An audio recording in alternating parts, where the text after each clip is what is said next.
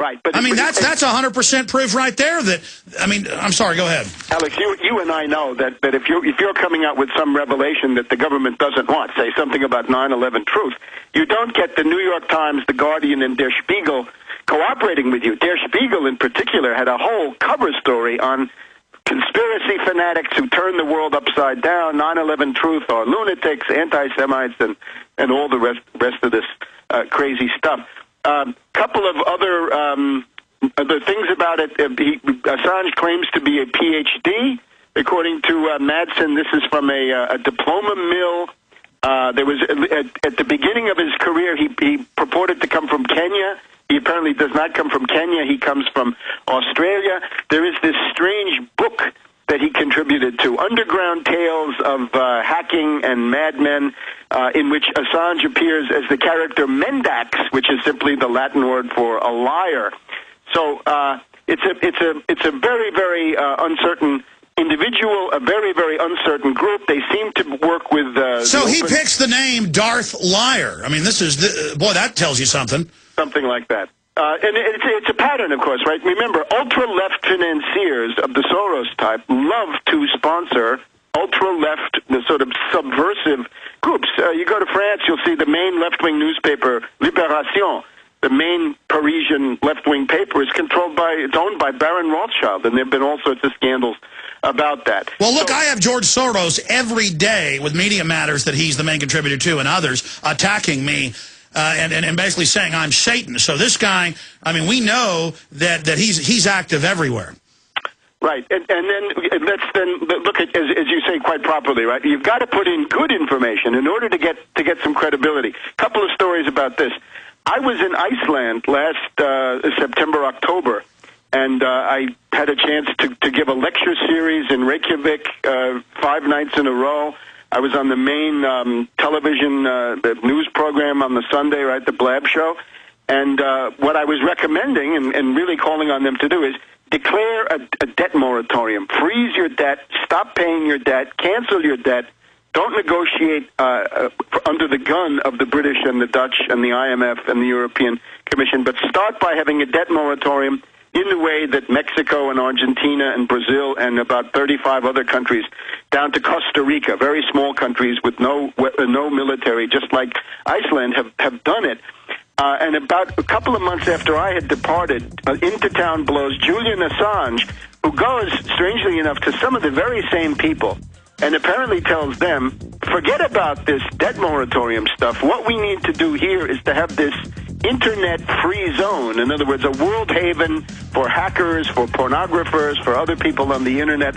And let's set that up, and we'll make Reykjavik into the world mecca for all kinds of... All right, stay there.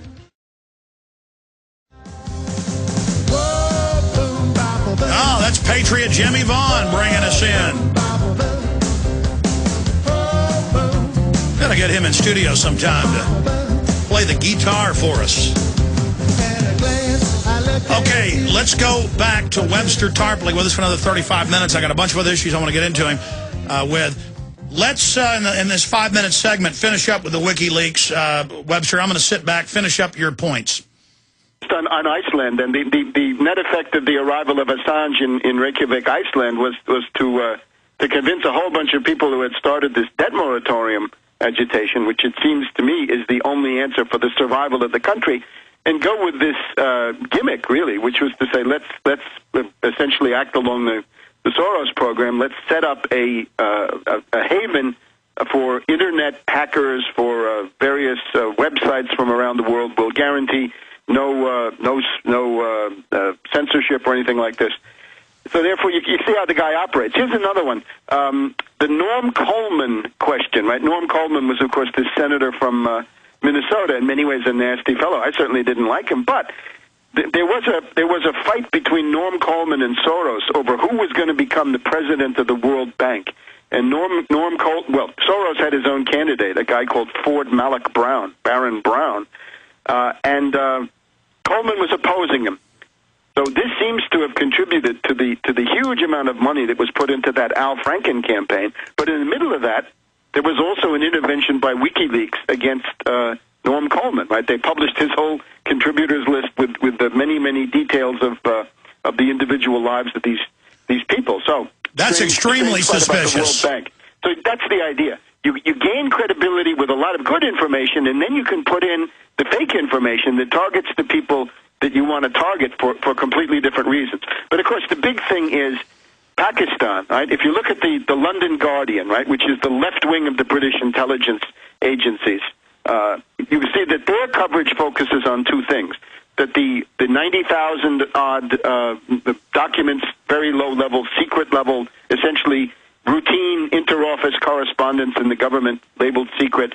These say Pakistan is treacherous. Pakistan betrays the U.S. Pakistan is a bad ally. They stab us in the back. And that then is giving rise now to this huge anti-Pakistani campaign, the attacks on General Gould and others, the demonization of the ISI, and so forth. But then also Iran. The Guardian focused on Iran, that Iran is fomenting a whole array of insurgencies in their part of Afghanistan along their border, and they're going to keep doing that. So you're left with the idea. It's going to be a good idea to de-emphasize and downplay the Afghan war and look now at your real enemies in the area, who are these two big states, Iran and Pakistan. And it seems to me one of the obvious things is to play one against the other, and that's a pattern that you see. The U.S. strategy in the entire Middle East is to try to line up a group of states that would be Arab and Sunni, plus a couple of others, against Iran, which is Iranian, Persian, and also Shiite. And the big call for the attack on Iran that you can read about in my essay that I put on the internet, and you have it also on InfoWars, is that you've got the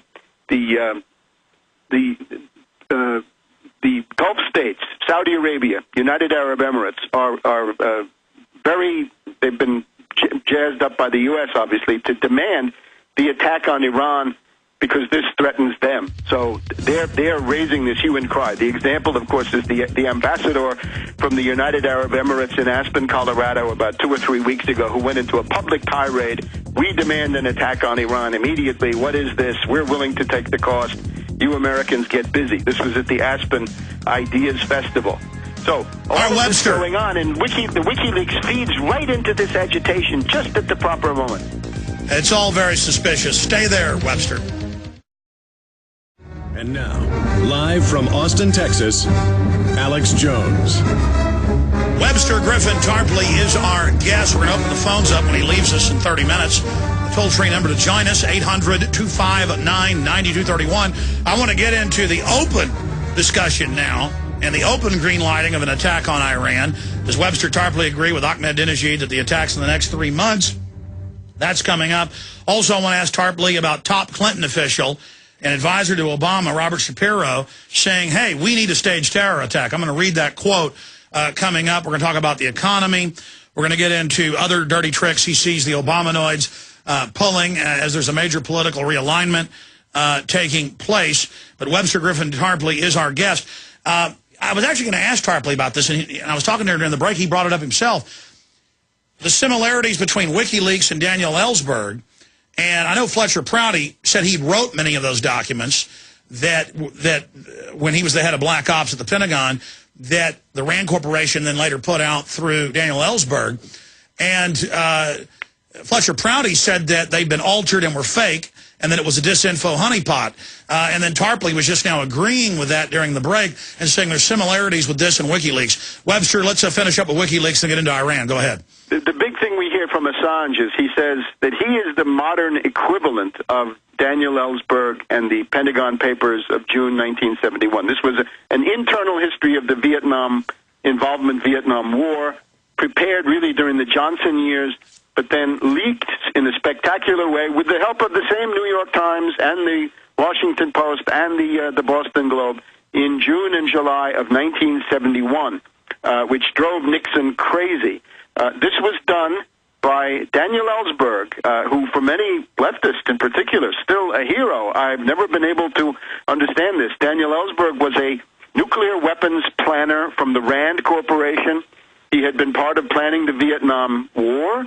He was a member of Henry Kissinger's staff in the White House, and then he had a Damascus Road conversion. He became anti-war, conscience-stricken, and released all of this stuff. And as you say, there was nothing new in these papers. If you had been reading Le Monde de France or any of the big Italian papers, you knew all this. I mean, I knew most of it myself just by having read these things. There was nothing really that new in it. But what it did do was constitute a leak which drove Nixon crazy. Nixon was, of course, a paranoid personality, and Nixon had been extremely freaked out that same year, 1971. There had been a huge crisis between India and Pakistan. This is what led to the creation of Bangladesh that year, with wars, genocide. The Russians, it's now been declassified, came to the U.S. with a joint strike on China, and Nixon had said no as well.